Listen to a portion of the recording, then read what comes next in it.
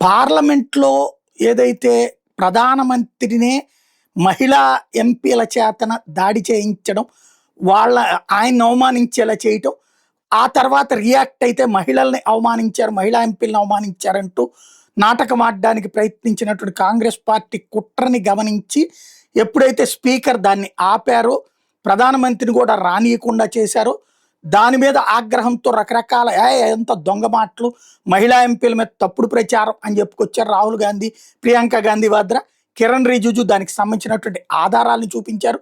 దాంతో కసెక్కిపోయినటువంటి కాంగ్రెస్ పార్టీ తర్వాత వెళ్ళి స్పీకర్ ఛాంబర్లో స్పీకర్ని దుర్భాషలాడుతూ వచ్చారు. స్పీకర్ మీద దారుణమైనటువంటి పదజాలం వాడారు. స్పీకర్ లొంగకపోయేటప్పటికి స్పీకర్ మీద ఇప్పుడు అవిశ్వాస తీర్మానం పెట్టుకొచ్చారు. స్పీకర్ దగ్గరికి వెళ్ళినటువంటి సందర్భంలో దారుణమైనటువంటి పదజాలాన్ని వీళ్ళు వాడారు అన్నటువంటి విషయాన్ని ఇప్పుడు కిరణ్ రిజిజు మరొకసారి సాక్ష్యాలతో నిరూపించారు.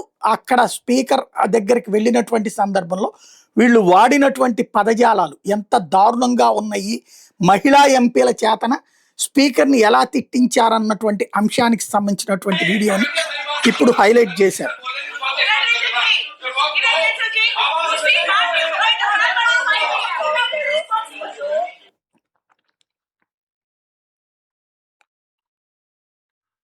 ఈ విజువల్ని ఇప్పుడు తాజాగా కిరణ్ రిజిజు రిలీజ్ చేయడంతో బయటకు వచ్చినటువంటి అంశం.